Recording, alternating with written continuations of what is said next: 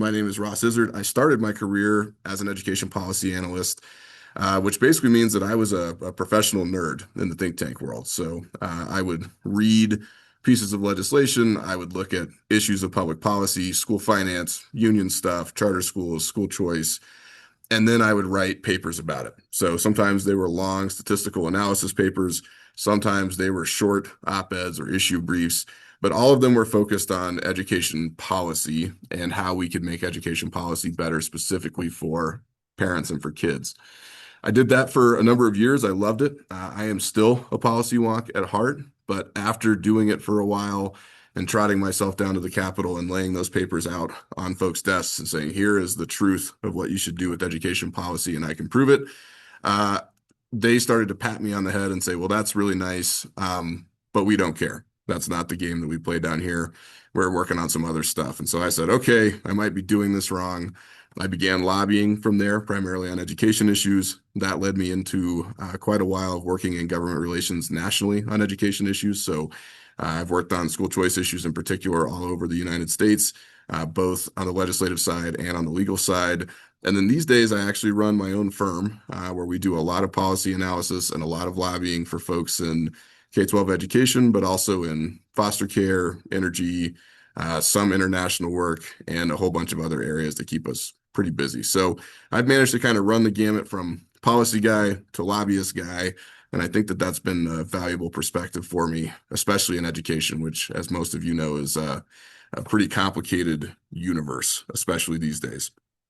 So my job today is to talk to you about what school choice is, which if you had asked that question, I don't know, 15 years ago or even 10 years ago, it would have been a pretty simple answer because there weren't a lot of types of school choice. But the way that those conversations have developed over the last decade has led to a huge diversity, both in policies and in programs, and in terms of just real world implications for parents like you all when it comes to what school choice is, how you access it, and what it might mean to your kids. So we're going to run through that definition. But before we do, I wanted to mention that these days, we're really not even talking about school choice anymore. School choice used to be the definition that we applied to programs that allowed parents, as the name would imply, to go and select a school that works for them. But as this has developed, it's broader than that. So we now have programs that not only empower parents to go pick a school, but might also empower them to access other services like tutoring or therapy or extracurriculars or homeschool enrichment or other types of enrichment. And it really has moved away from school choice into what we would call educational choice. It's sort of a broader base. And that's the way that I'll talk about it today. That educational choice umbrella includes school choice, the way that we would think about it from a legacy perspective, but it is a bigger question these days than it was even 5 years ago because of the progress that we've seen. So we're going to hit it in kind of three buckets because school choice can mean a lot of things. Educational choice can mean even more things. And those buckets are private educational choice, public educational choice, and then we're just going to call the third bucket other stuff, for lack of a better term. So educational choice that doesn't fit cleanly in the other two buckets. The first one is private school choice. We're going to hit that one just out of the gate. This is the more controversial of the two types. They're both fairly controversial, depending on who you happen to be talking to. But this is the more controversial of the two. It's the one you are more likely to see in the news these days, and it is worth us hitting it. Private school choice, as a rule, deals with helping families of any kind access private education. And to do that, typically, it is talking about tuition assistance for those families who are looking to go and access those private schools. It used to be that these programs were income restricted, so they used to be limited to folks who had family incomes or household incomes below a certain percentage of the federal poverty line. In recent years, there's been a shift away from that and toward universal eligibility, which means that there are not income restrictions or those income restrictions have been relaxed over time. Similarly, these programs used to primarily focus on what we call in the education policy world switchers, which is to say kids who are leaving the public system and going to a private school. It used to be that if you were already in a private school, even if you were just sort of barely scraping by, you are not eligible for these dollars because your family had already made the choice. And the reason for that is somewhat complicated. Some of it is political, but a lot of it has to do with money, which is something that we'll circle back to over the course of the conversation several times because obviously money is a huge part of making the education system go round. The main concern was that any kid who was already in private school was theoretically not being paid for already in the public school. And so if you were to now provide that child with, let's say, a $6,000 scholarship, suddenly that $6,000 that the state now has to spend in one form or fashion that they were not spending before, as opposed to a child who was in the public system where the state was already spending money on that student, and then they leave the public system. Now, as long as the scholarship value is below whatever the state was spending on that student's education in the public system, you could demonstrate a cost savings to the state. And it used to be that in order to pass a private school choice program, you needed to be able to demonstrate that it would not cost the state any money. And even better, that it would save the state money by having these kids move out to private schools where it was, on paper, less expensive to educate them. That has been less of a discussion in recent years just because of the shift to universality. Candidly, having been in so many of those discussions myself, it was true and you could demonstrate it to be true, but it's hard to argue over hypothetical dollar figures. And so we've seen less and less of that in recent years and more of a focus on what kids and families need versus what the state budget needs, which can be complicated, but in general is probably a good trend. So that's kind of an overview of the whole thing. Within the universe of private educational choice, you really have three main buckets of programs. These are programs that are created almost always by state legislatures. There are a couple of examples that where that is not true. The most recent federal tax credit scholarship program in the Big Beautiful Bill is one example. Some other programs have been created at the municipal level through cities or counties. But as a general rule, these are state legislative programs that are created by state legislatures and cover their individual states. And the first type of program is really the oldest, which is vouchers, right? And this word is sort of, it can be confusing because folks who are not big fans of private educational choice use the word voucher almost as a pejorative. So they have learned through polling and many years of political fighting that that term is not very popular. It doesn't poll very well. It's considered sort of outdated. It carries a connotation of something negative that is harming the public school system. And so you will often hear every type of private educational choice program referred to as a voucher program. But in fact, the voucher program is a really specific type of school choice. And that is where the state takes money directly out of its budget. So if you have this big state general fund, which is effectively the state's piggy bank, they take money directly out of that fund and they use it to pay for scholarships for kids who are going to private schools. These are almost always restricted only to tuition and fees at private schools. They are paid for directly with state money. They've been around, depending on how you want to count, for either more than 150 years or about 30 years. There are programs on the East Coast in particular that have been around for more than a century. But the more modern version started in Milwaukee, Racine about 30 years ago. So they've been around for quite a while. They've been worked through the courts many times, both at the federal level and at the state level. They have always been affirmed by the courts. Those cases usually focused on the idea of separation of church and state, but voucher programs always came out on the right side because they were empowering parents to make decisions among many different providers, some of whom might be religious, and not necessarily dictating support for religious schools. Voucher programs are largely considered outdated. There are some really large programs that are still operating out there. They will probably continue operating for a long time, but there hasn't been a new traditional voucher program passed, at least to my knowledge, for many years. And it's not likely that we'll see many more of them passed because they're fairly controversial. They're limited as far as how the funds can be used. And in general, the policy discussion has moved on to other conversations. So that's bucket one. The second type of program within private educational choice is a tax credit scholarship program. These are much more common. We've got, I think the last time I looked, we were at 28 states with some version of this.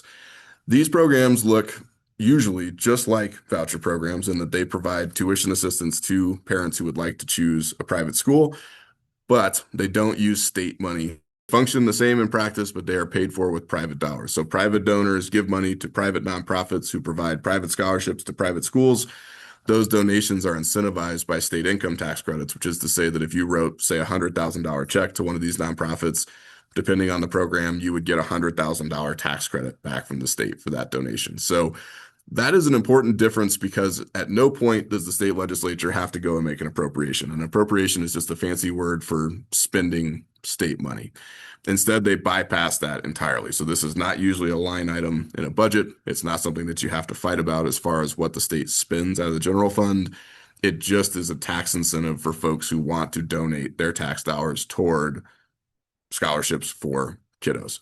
And that comes with a lot of advantages. So vouchers can be fairly heavily regulated programs because they involve government spending. Anytime you have government spending touch any type of program, you should expect there to be a fair amount of regulation that comes with it. That could be state testing or assessment. It could be certain types of admissions policies. It could be certain types of anti-discrimination policies. It could be curricular policies. There's a lot of stuff that comes that over time can start to chip away at the independence of private schools, which, at least in the opinion of many, starts to decrease the value of that choice. Parents are explicitly opting into something different than the public schools. And so the more you regulate a private school to look like a public school, the less valuable and the less distinguishable that choice becomes. Tax credit scholarship programs have less of that because there is no government money. And so you have the school that's working with the private nonprofit, and then you have private donors, and somewhere beyond that is the state that's holding responsibility for the tax incentive, but they're really not directly connected to the schools in any way, shape, or form. And as a result, the schools tend to maintain higher levels of independence, higher levels of autonomy, and these programs are typically much less regulated than some of the voucher programs are. So they were, for a long time, the sort of favored method of moving school choice forward. I have personally passed probably 5 of these and worked on many, many others. They're extremely effective. They're located all over the country. And as I mentioned, we now actually have a federal version of this that just passed last year that will be rolling out in 2027. So they are tried, true, tested. They have been through both the U.S. Supreme Court and the state Supreme Court, always come out on top, not necessarily for the same reasons the vouchers have, but because the courts have decided that it's private money, not government money, which means that there's really no reason for us to be fighting about it in court anyway, which is a pretty powerful set of protections for these types of programs. And then the third type of private educational choice is what's called an ESA, or an education savings account. This is the newest iteration.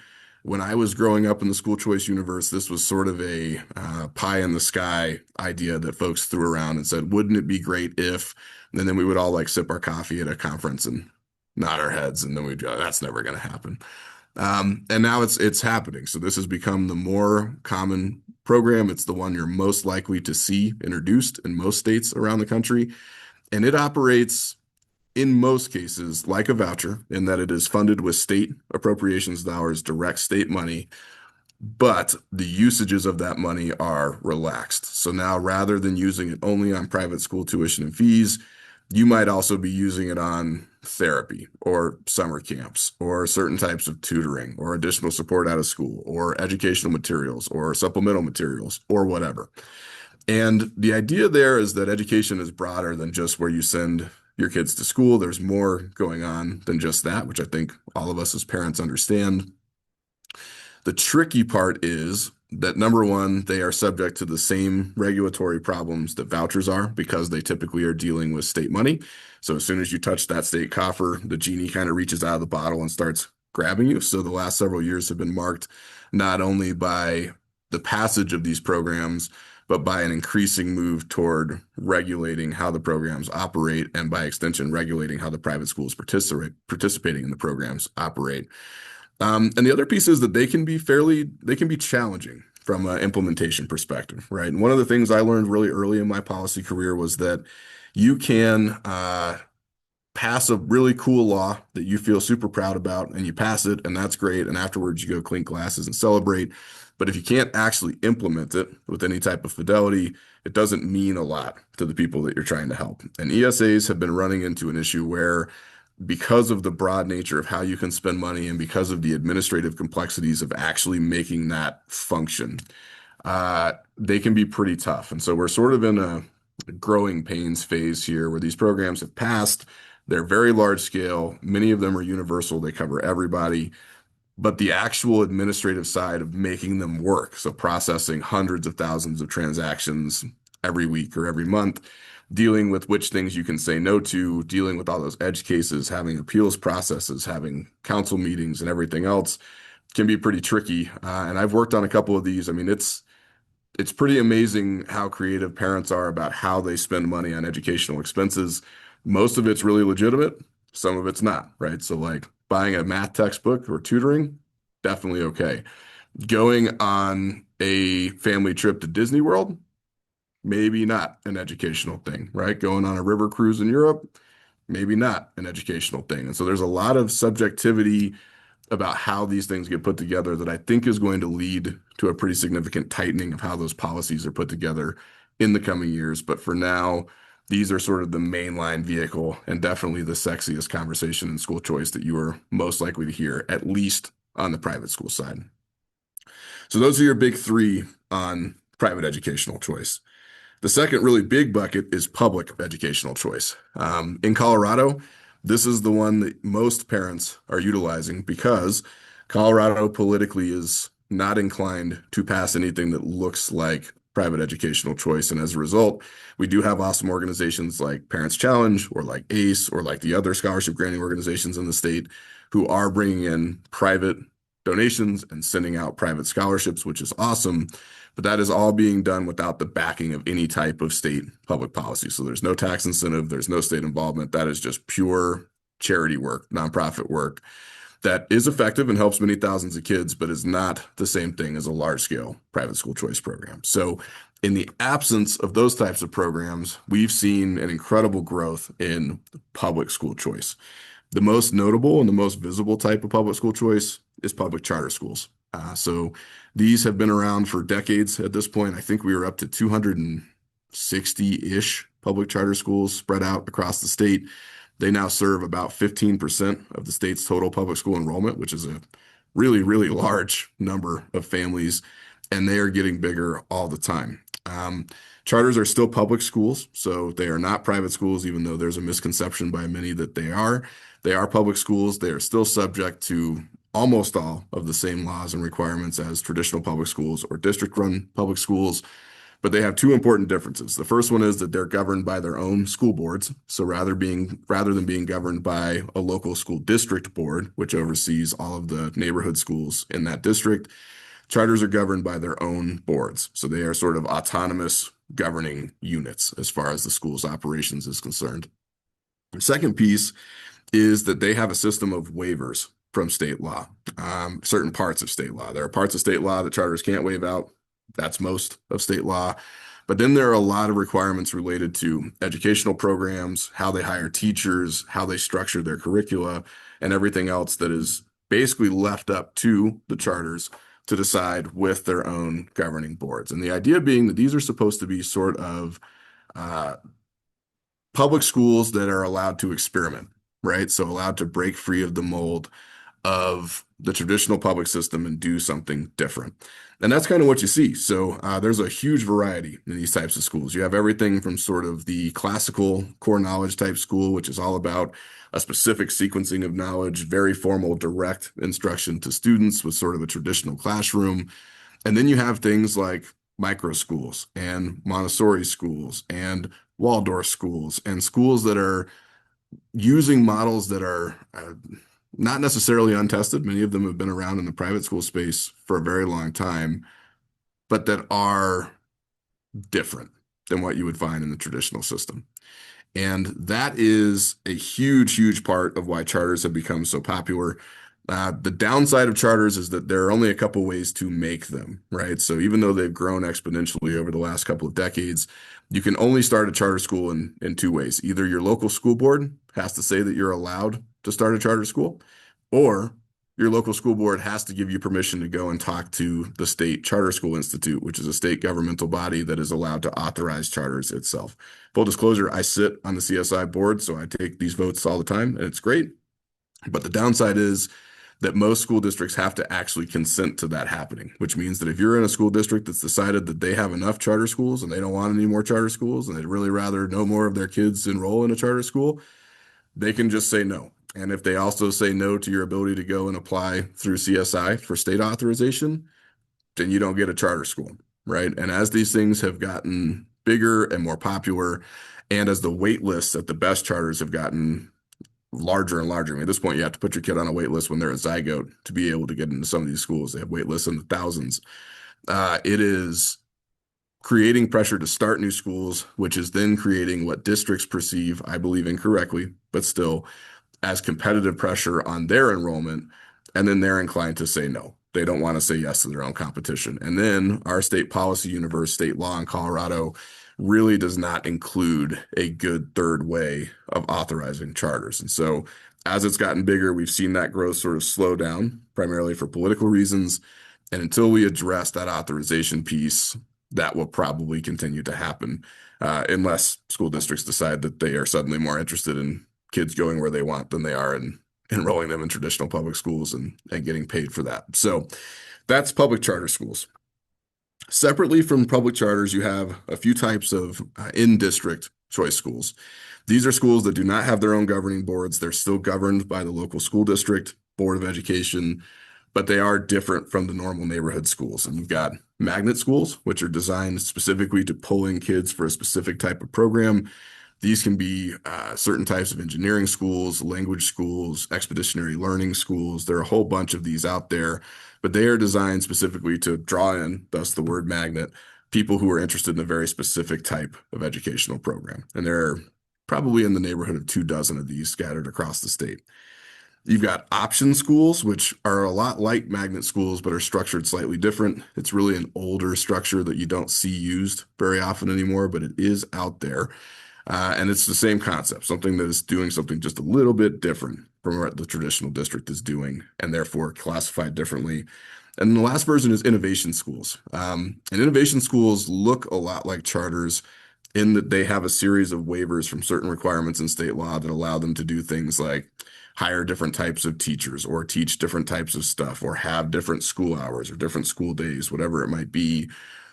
But the important difference is that they are still governed by that local school board, not by their own board. So they are not fully autonomous schools the way that a charter school is.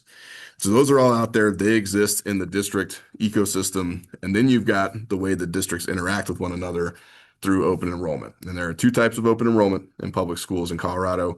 You have inter and intra-district open enrollment. And basically what that's referring to is inside a district, your ability as a parent to select a public school that is not your zoned public school. So let's say you live in neighborhood A, you're supposed to send your kids to school A for elementary school. And if for whatever reason you decide you don't want to do that, you go to a school that's not your zoned school within your school district, and then theoretically, you are supposed to be able to open enroll your student into a school district outside of your home district. So like, let's say you live in Denver and you really want your kiddo to go to school in Cherry Creek. Legally, you are allowed to enroll them in Cherry Creek.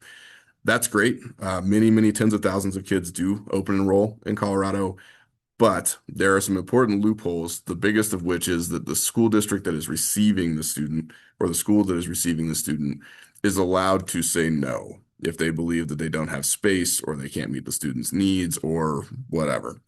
And that is not a very diligently enforced set of rules, which means that very often you have folks that try to choice across district lines who are not able to choice across district lines. And in fact, when I was a kid, my mom tried to choice me into Cherry Creek. I was zoned into Denver public schools, and they were having none of it, right? Now, granted, I'm old, so this was a long time ago. I'm not saying it's necessarily like that today, but there's a fair amount of discretion involved in when school districts are allowed to say yes. And the result of that is that it exists on the books. It exists in theory. Many people do take advantage of it, but it's not really a cure-all, right? And there are still a lot of kids who, if they don't have access to a charter that has room for them or one of these other types of public schools, and they are surrounded by districts that are not looking to take in kids through open enrollment, they're basically stuck, right? So even though Colorado has all of these school choice options, it's still very much a reality that without assistance, parents and families can get stuck in schools that are not working for them, which is a serious policy problem for us to think about going forward. And then the last bucket is other stuff, like I said. And this has really been something that's grown over the last, let's say, half decade or so. And these are programs that are designed to help people make educational choices that don't really have anything to do with enrolling in a certain type of school. So instead, it could be like a homeschool enrichment program or a part-time program, which we're debating pretty much right now at the state capitol, in which the kids are in a specific program. It might be through a charter school, it might be through a school district, it might be through someone else, but they're there once a week and they're learning this, that, or the other. They're learning, some of these are agricultural programs, others are construction programs, some of them are academic programs. And those kiddos are drawing down part-time, in this case, at least as of right now, half-time funding to be involved in those programs, which then supports the programs, supports the schools that are running the programs, and enables this type of choice to proliferate. That has led to really an explosion of innovation and interesting stuff in that space. And because our state government, as a general rule, really hates exciting new innovative things, that is leading to a corresponding crackdown on how this money gets spent, how much money is available, which programs are eligible to receive the funding, and everything else. And so that's a topic of debate really as we speak, both with the State Board of Education and Department of Education and with the state legislatures that'll be developing over the next couple of months. But it's sort of this rapid expansion and then a sudden effort to constrain that new type of choice. And then going along with that, there is an increasing move toward finding ways to support kids for what we would consider supplemental or enrichment programs, right? So this would be after school programs or summer programs or programs that take place over the course of school breaks or other stuff. There was an initiative run. It was 119 on the ballot back in 2021, I think, but don't quote me on that, that took this to the voters. It was called the LEAP Initiative, and it actually asked folks, would you like to have an increase in taxes on, at that time, nicotine products in order to pay for these extracurricular and enrichment activities? Voters said no by a pretty wide margin. I think that was a 10-point margin at the time. And some of that's just political stuff. Some of it deals with how much money is being spent.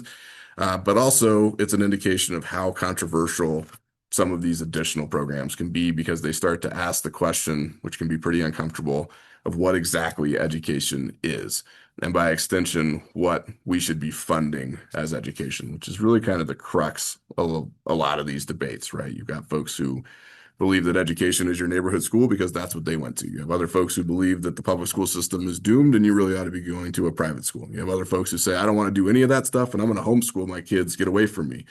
And so there's a lot of sort of what is education, which things are acceptable, and to what extent is the government willing to facilitate and implement and fund all of these different options for parents. That's kind of where we are today. We've seen more growth in school choice over the last decade than really ever in American history. So, the old adage of the moral arc of the universe is long, but it bends toward justice. I mean, it's been a long road, but we're starting to see things move. But as we see things move, the programs get bigger, the political stakes get higher, the debates get more intense, and we start dealing with a lot of the nitty-gritty policy stuff about how these actually work, where the lines are, and whether or not we can maintain them long term. So that's going on in Colorado, certainly, where this is a hot topic politically and has been for as long as I've been around. Same thing in the rest of the country. As most of you probably know, education is a huge issue. It's not going anywhere. And so we will be debating this for probably far longer than any of our kids are in school. And we might still be talking about it by the time your grandkids are in school or even your great grandkids are in school, because that is the way the political system works. But it is moving in the right direction. Having parents like you who are willing to sit down and think about these issues, engage with the issues, get involved with the issues when the time comes is incredibly impactful. Believe it or not, most people are not that excited to hear from a bald guy wearing a tie who does this for a living. They do like hearing from parents who are actually making use of the programs, who need the programs, and who have stories that connect public policy with the human experience of actually educating the next generation. So thank you to all of you for taking the time to be on here. If you're ever looking for ways to get involved, I would be more than happy to talk about that. There's no shortage of fights for you to get into if you are so inclined, and we'd be happy to talk to you about that. But in the meantime, thank you for taking time in the middle of a day to learn about this stuff and for paying attention the way that you are. I'd be happy to take questions. I have a question. Are they, so something that we've found that has been really helpful is obviously doing the micro campuses. And are things like that looking to potentially go away, or do you think that they'll continue to, once they have them set in place, as long as they run them or do them successfully, show fruits of those types of options that they'll keep them? Or what is the expectancy of those types of opportunities to stay around? Yeah, that's a really good question. Micro schools are a relatively new development. They were around before COVID, but they've really seen a lot of growth since COVID, and they can look a whole bunch of different ways. I think from a sort of ecosystem perspective, they're here to stay, right? Like I would not expect to see micro schools go away. But I think the challenge is how you make them sustainable and how you scale them, right? So like most schools depend on economies of scale. You have to have a certain number of kids in there to make the budget work and make it operate. And micro schools sort of live on the edges of that. And so it's like this administrative budgetary challenge of how you keep them going, which is to say that I don't think that we're going to see a decrease in the number of micro schools out there or the number of micro schools being founded. But I think that there's more and more of a conversation about how you support those schools through their first few years and get them into a sustainable place so that it's a stable option for families. And there are groups in Colorado popping up to deal with that now. It's a question and an issue that I think is at the top of many people's radar screen. Uh, but it's hard work, right? Making those little schools work in the long run is complicated. So I think they're going to stick around, but I think we've got a lot of thinking to do about how to make them sustainable. Thanks so much for sharing. At the beginning, you had said something about allocating like $6,000. Is that just with the state? I can't remember what you were talking about. And then just to bounce off the micro school question, I do know that there's like micro schools here in Colorado where they're literally just giving parents money to do whatever academic stuff they want. And is that like where that Disneyland thing that you were talking about comes in? Yeah, so the award level, so the $6,000, I just am sort of making up a number there, but that's typically where you see these pegged, right? So most of the time, the private school choice programs are pegged at some percentage of per pupil revenue, which is the fancy way of saying how much money we give a kid to attend public school. So usually that works out to somewhere between $6,000 and $8,000. It depends on the state and how the policy is structured. But that is it's sort of a balancing act because those scholarships need to be large enough to be meaningful to folks, but they also can't be so large that they start costing the state a ton of money, right? So if you're suddenly giving out $15,000 scholarships, but it only costs $9,000 to educate a kid in the public system, now you've got a political problem on your hands. There's kind of this constant push-pull about how much that value should be, especially on the private school choice side. Um, the ESA conversation to your second question is it's sort of an outgrowth of that, right? And it's a complicated question because now you're not just talking about covering tuition, you're also talking about having enough money left over after you cover tuition to pay for other stuff, which was supposed to be like supplementary materials or stuff you do after school or whatever it might be. But in order to write a statute that is broad enough to allow for those usages, you have to leave the language fairly ambiguous. And anytime you leave language ambiguous, you have to answer a bunch of questions about what exactly education is, right? So the intent of those bills is to say, look, we want you to go and be able to use this additional money for other educational stuff that would be useful to your kids. The intent is not for you to be able to go on vacation or do something cool at taxpayers' expense. But that's not a clear line, right? Like it's actually a really difficult thing to do. It's a case by case basis. So like Legos are a great example of this. For some kids, Legos are a very tactile learning experience and they are being used as part of an educational program.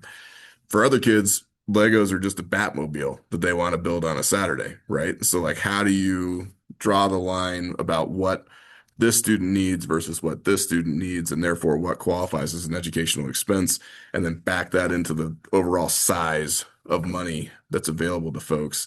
That's a really complicated policy question, and it's one that I don't think we've answered yet. I mean, that debate is really going I could think of probably at least 5 states right now that are having this exact debate almost as we speak. And there's going to be a lot of work and a lot of changes and a lot of refinement, I think, before we get to a solution on that.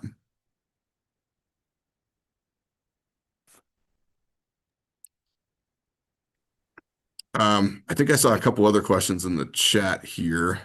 Jamie was saying ways to get involved, so that's awesome. I'd be happy to connect you after the fact. Like I said, we've always got things for you to do if you want to come hang out in Denver for the day.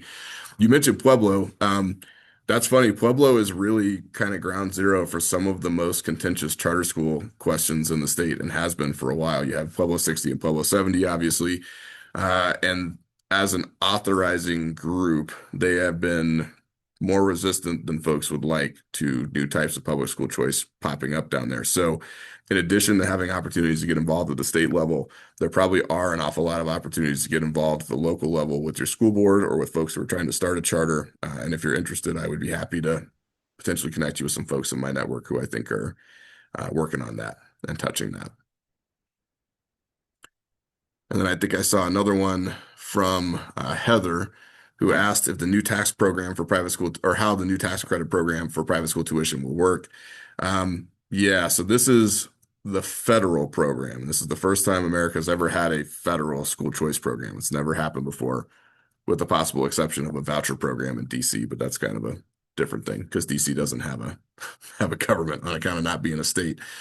It will work almost identically to a state tax credit scholarship program, which is to say that individuals will be able to donate a certain amount of money. In this case, it's up to $1,700 per year to approved nonprofit scholarship granting organizations. They will get a federal income tax credit back. So, like, let's say you owe $10,000 on your federal income tax bill. You make a $1,700 donation, you're going to get a dollar for dollar credit back, which means that your tax bill is going to drop from 10,000 to 8,300 in this case out of the gate. It's just wiped right off the top of your tax liability. Most programs at the state level have much higher contribution limits, $200,000, $1 million, sometimes completely uncapped. And so they're really chasing a few really big donations.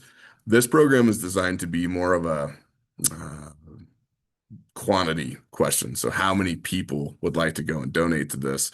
And the numbers are pretty staggering, actually. In Colorado alone, I've seen estimates that this could lead to somewhere between $300 and $500 million in additional money for scholarships if it's implemented fully. So it's a big chunk of change. And where that program stands now, it was passed in 25. We're now obviously in 26. We're dealing with rulemaking and everything else for getting that program stood up and making sure we understand how it's actually going to work. So the Treasury Department at the federal level is thinking through all the guts of this thing and what rules are going to be applied to it. In the meantime, states are thinking about whether or not they want to opt into the program because it does require that every single year a state decides affirmatively that they want to do this and they say, yes, we want to do this. This is a debate that's going on with Governor Polis literally as we speak. He has said that he intends to opt into it. I hope that's true. So there are a lot of folks working on that. But the program itself will not actually kick off until January of 2027. So 2026 is the year of getting everything set up, getting everybody opted in, figuring out the rules. And then in 27, we'll see it actually roll out, which, is a year away. And I know that seems like a long time, but if it rolls out the way that it could, I think it could be a really kind of a sea change in education for the U.S. It'll be a big deal. Ross, one other question you had in there are the magnet schools more like a hands-on or a trade school? They can be, yeah, but not all of them, right? So some magnet schools are schools that are targeted specifically at like gifted kids and gifted programs. Others are focused on like outdoor expeditionary learning. Some of them are sort of more trade focused and are hands-on focused. So uh, they can be, but they don't have to be. It's really any specialized program that's designed to draw in a specific type of kid for that program lives under that magnet school bucket. And they're pretty widely varied. There are not a lot of them in the state. Like I said, I think we probably have a couple dozen across the whole state. But they're wildly different from one another, and they're really pretty interesting places. Another one is Jamie is asking, they have 3 school closures merging with 3 other schools. How is that going to work? Yeah. So the school closure thing is an interesting conversation because it ties back to the availability of other options, right? And so what's happening is you're seeing declining enrollment in a lot of districts overall, but then certainly within districts in certain areas, certain neighborhoods, you're seeing huge declining enrollment. And that is necessitating school districts making decisions to close schools. So this has happened in Denver, it's happened in Jeffco, it's obviously happening down in Pueblo. And so they're feeling a squeeze from people disenrolling in the school district and going somewhere else. They might be going to another school district, they might be homeschooling, they might be going to private schools somewhere else, wherever that happens to be. And really, it creates two questions. The first one is the one that you asked, which is how exactly are they going to close these schools and merge them all together? I'm afraid I don't have that answer. It's going to be complicated administratively and probably pretty controversial. It's not easy to do that in practice. But the other question is, what could the school district be doing better, right? So, like, whenever your enrollment is falling off a cliff, it probably means that something's not working for families. And so, what can you do better for them? And in my mind, the very top thing that you could do is start providing new options because clearly they're not inclined to choose the options that you're providing. That would, in a sane universe, mean that you start thinking about opening up charter schools or a magnet program or otherwise changing the program in your traditional public schools or thinking through how you evolve a little bit. Unfortunately, that is not the reality of how most school boards work. These are political entities. These are folks who have to stand for elections. You have other organizations, teachers unions, and others involved in it that are not inclined to support this stuff. And as a result, they really have a pretty strong incentive structure leaning against what I think is the rational response, which is, oh boy, people aren't coming to my place. What can we do to make ourselves more attractive? And it instead becomes about how to shut down other options so that they don't have a choice but to go to your schools without you having to make changes, which is in addition to being a very unhealthy approach to governing, is likely to result in even worse declining enrollment because people don't like feeling trapped. And so then you get into a tailspin. And I think we're watching quite a bit of that all over the state, including in Pueblo. So I hope they see the light, but the more people they have telling them that, I think the better. And Erica had two questions. Are they trying to get rid of enrichment programs altogether, or are they just trying to set more specific criteria to keep them running? Does the federal bill have a name so that we can research it? Yeah, good question. I'll answer the second one first. So the federal program is called the the FSTC, the Federal Scholarship Tax Credit Program. If you type that into Google, you will get, I think it's a Treasury page that will lay out exactly what the rules of the program are and where it is in the process. It passed as part of the One Big Beautiful Bill Act. That was the actual piece of uh, legislation congressionally that created this thing, but you probably don't want to read that because it's a massive piece of legislation, and this is like 3 pages in it. So looking up that information page about the program is the best place to start on that one.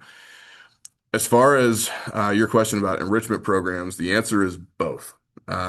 So there are two conversations happening simultaneously. The first one is a conversation at the legislature about reducing the amount of funding available to these programs. So in this case, the debate is really over taking it down from half of per pupil funding to a quarter of per pupil funding, which would be a really radical drop in the funding available for it. So if that were to happen, that's sort of like it's a machete approach, right? That's going to put a lot of programs out of operation and it's targeted in a way that it hits everybody. Separately from that, the State Board of Education is contemplating making new rules about which types of programs are eligible for funding. So the Department of Ed and the State Board do not have the authority to decide funding levels. That's only up to the legislature. They're the only people who can spend government money in the state. But they can theoretically decide which programs are eligible to be funded. So we already had one round of this rulemaking about a year and a half or so ago that wound up knocking several big programs out of the state. There's interest in doing that again with a more targeted look at which programs would be eligible and which ones would not. And so there's kind of two different things happening at the same time that will eventually merge into something in the next couple of months. And it's likely to have a pretty large impact, I would say, across the space. So something to pay attention to for sure. And then there's one last question from Karina. How or where do we apply for STEM summer or after school program? That's a good question. I don't know if I can answer that one for you because it depends on where you are. If you're looking for school district programs, then the best bet is starting on the school district website. If you are looking for more specific programs, then I'm afraid that the best answer I've got there is just to go out and do some research. A lot of these are standalone programs. They have marketing materials out there, but you're touching on an important issue, which is that there is not a centralized database of stuff for parents, right? There are hundreds and hundreds and hundreds of programs operating all over the state, but there's not one single place to go and like find a list of all those programs. And as a result, you've got some homework to do, unfortunately, to find the right one. And I wish that weren't the case, but it is, at least as of today. Wonderful. Well, thank you so much, Ross. That was a lot of great information.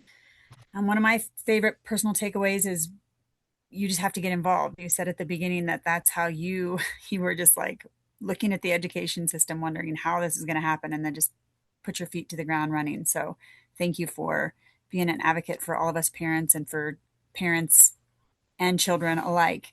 Um, Families, let's give another big round of applause for Ross Izzard.